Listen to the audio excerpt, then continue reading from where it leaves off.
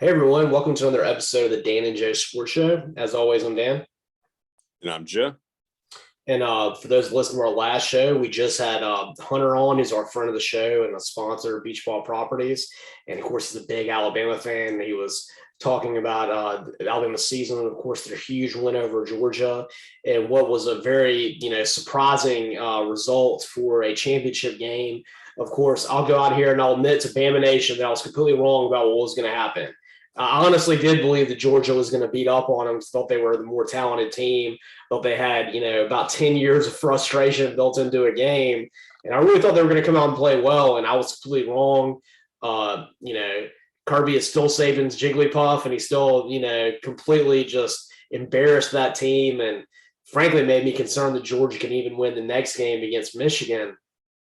But outside of that result, I thought the biggest one that made the most effect on what we saw in the top four on Saturday, on Sunday, the reveal that got Cincinnati in was clearly Oklahoma State losing right at the goal line.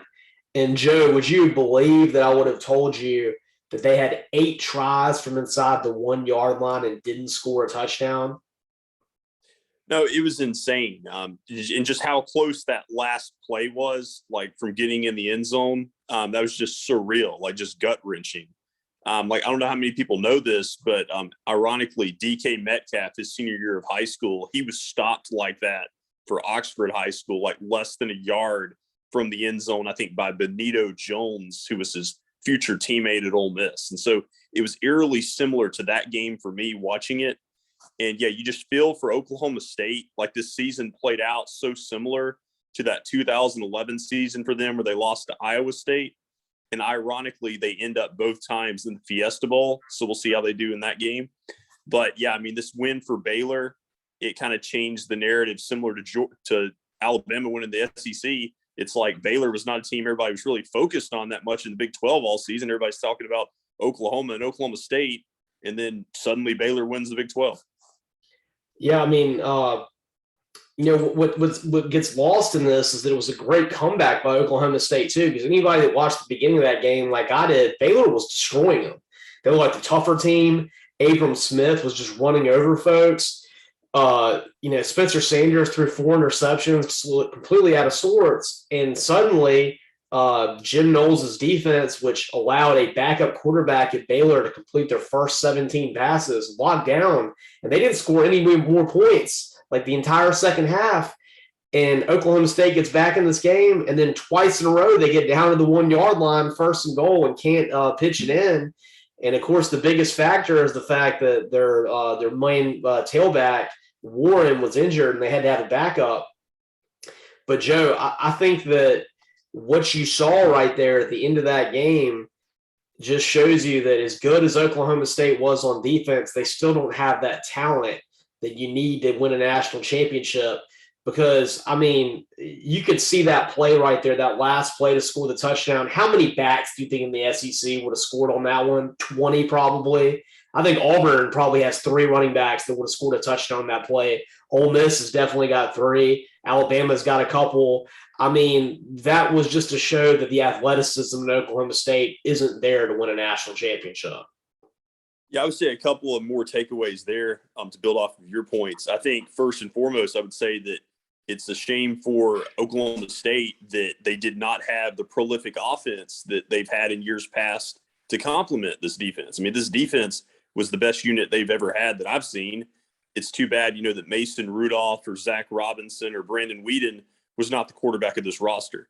The second thing I would say is, speaking of quarterback, I was really impressed with the Baylor backup coming in, and starting this game. I think he had to start a couple of games down the stretch this year with the injury to their starter. And in the first half, he was just brilliant. Yeah, he really was. And, speaking of brilliance, I mean, that Oklahoma State defense all year was fantastic. And I thought it was an absolute travesty that Jim Knowles did not win the Broyles Award for Best Assistant in America, because what he did with that defense was nothing short of incredible. I mean, they were I think at one point, like a top 5 scoring defense in the Big 12. And he did it with all guys that were none of them higher than a 3-star. A lot of really tough guys that have been there for a long time. And it was impressive. And you hated to see what happened at the goal line But it really makes me question the play calling there because we talked about Spencer Spander's limitation as a quarterback in passing. He had 4 interceptions that game. He held him back a lot. But one thing he could do was run. And you got 4 different tries from the 1-yard line, and you have a mobile quarterback and you don't let him run. It's highly suspect play calling. Yeah, that's definitely something you'd like a do-over if you're Mike Gundy. Yeah, but, just that close, second time that Gundy's been that close to making a playoff or a championship game. Of course, Iowa State made the field goal in 2011 to knock him out and have a chance to take on LSU for a national championship in a game that Alabama ultimately won the rematch against LSU in 2011. And now Gundy, he doesn't win the Big 12. He had the chance to go to the playoff, and it's kind of like a final flip off to Oklahoma as they were about to leave the SEC. And now he's sitting in a familiar place, which is not in the college football playoff.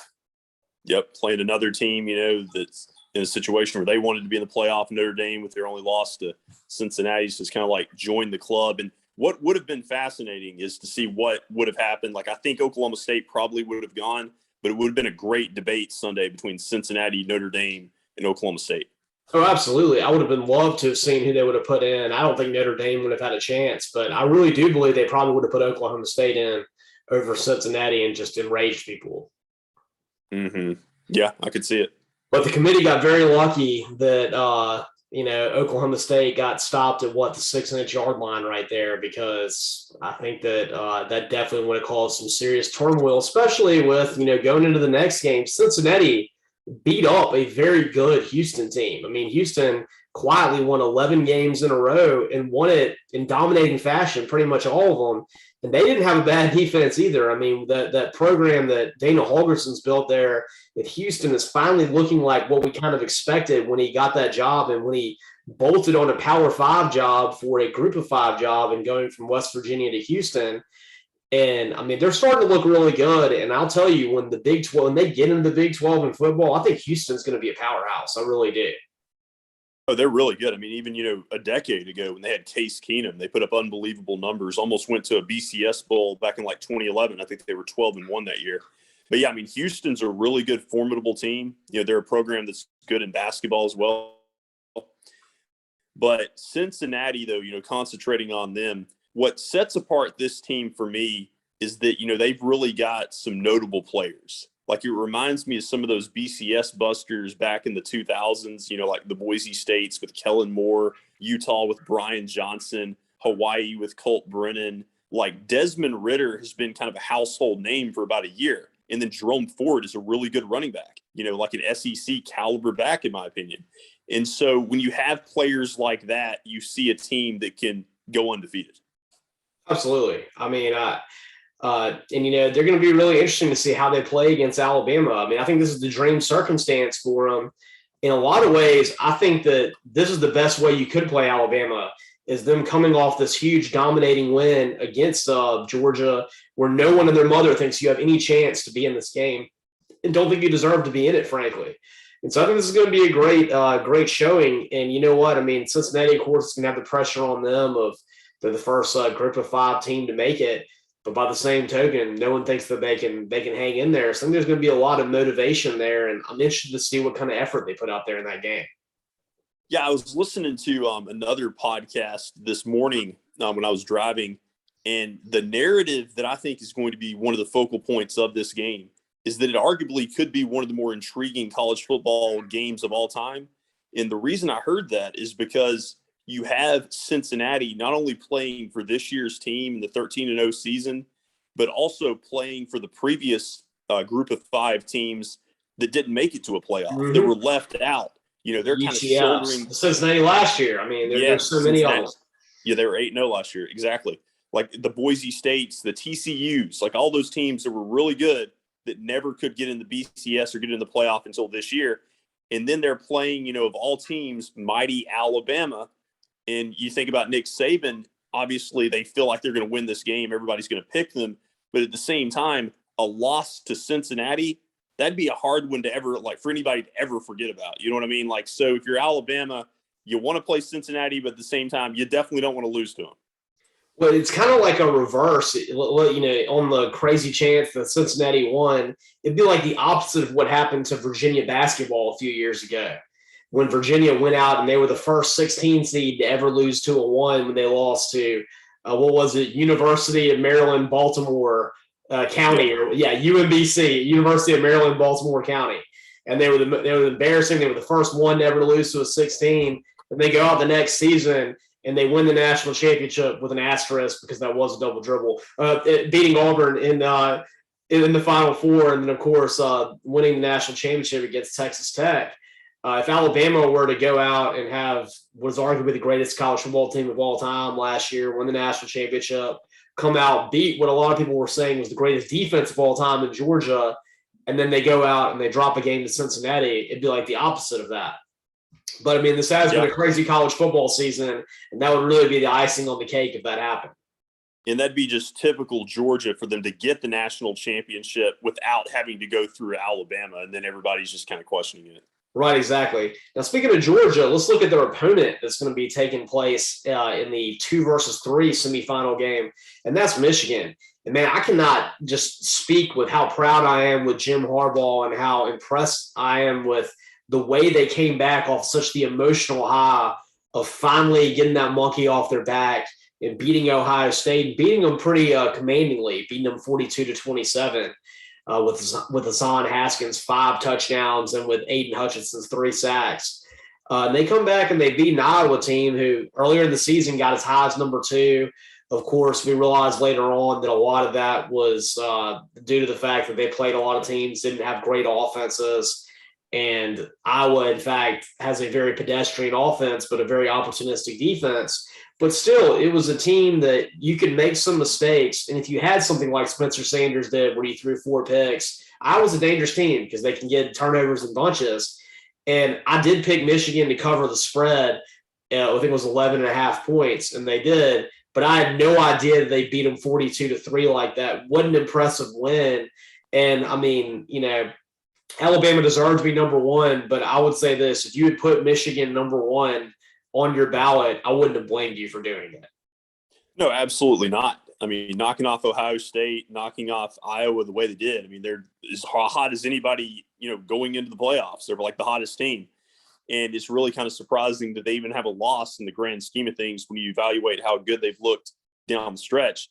And I heard somebody say today that Michigan, I'd forgotten this, they weren't even ranked in the preseason poll. That's true. So who would have thought of all, Harbaugh's seasons so far in Ann Arbor that this would be the team that got over the hump? And I really think we're set up to have a fantastic game between Michigan and Georgia. I think that's going to be a barn burner. I think you're going to see in that Michigan-Georgia game a very similar type game to what you saw when Georgia played Oklahoma in the semifinal when Oklahoma had Baker Mayfield. I think it's going to be that exciting a game. It could even be an overtime game like that one. And, I mean, I'm going to have to think on this game a little bit more. But, right now I'm giving an early edge to Michigan because to me it looks like they're a team that doesn't have a lot of weaknesses. And Cade McNamara is a much better quarterback than people give him credit for. Yes, Michigan is more of a running team, but I definitely think that their defense has the ability to get Stetson Bennett or JT Daniels if they make that switch and get some pressure on them. And there's not a lot of holes in that team. And I do think that they're going to be able to get some yards running. So I don't know. I think that's going to be a fascinating game. And like I said, early lean right now to Michigan, but I'll think more about that as we get closer. Yeah, I think so too. And it's, a great matchup with the coaches, trying to get over the hump and win the big game with Harbaugh and with Smart. And Harbaugh, even going back to his NFL days, never could win the Super Bowl. And then on the other side, Luke Fickell, really good coach against Nick Saban. So he was obviously the best. And so I think some great coaching matchups here too. Oh, absolutely. I mean, it's going to be a fascinating Final Four, one that I'm more excited of than I've been in a while. I mean, yes, you have Alabama in there. It's been there a lot. And Georgia's now in there the second time, but still mostly new blood. And I would even say Georgia is technically new blood because it's only their second appearance. And then, of course, the first appearance for Michigan and the first appearance for Cincinnati. And, Joe, really speaking of new blood, I didn't realize today that was the first time that Michigan had won the Big Ten since 2004, which predated the Big Ten championship game. Michigan had never even won one of those. Yeah, you forget that. I don't even think they'd been in a Big Ten championship game They haven't. recently because they lose to Ohio State seemingly every year. And usually Ohio State gets in. If not Ohio State, it's been Michigan State or Penn State out of that side of the division. Mm-hmm. Right. But, like I said, great college football final we got coming up. And when we come back, we're going to talk a little bit about the continued coaching carousel we have. We thought it was over, but it's gotten even more interesting. And if you're interested, you can listen to more of our episodes by going on Spotify and looking up the Dan and Joe Sports Show. And also this one and other episodes we have lately are on YouTube. You can go on our YouTube channel, check out the Dan and Joe Sports Show and see all of our episodes that we have had filmed on there. And of course, you can follow us on Twitter at DJ Sports Show. And you can like our Facebook fan page also. And as always, I'm Dan. And I'm Joe.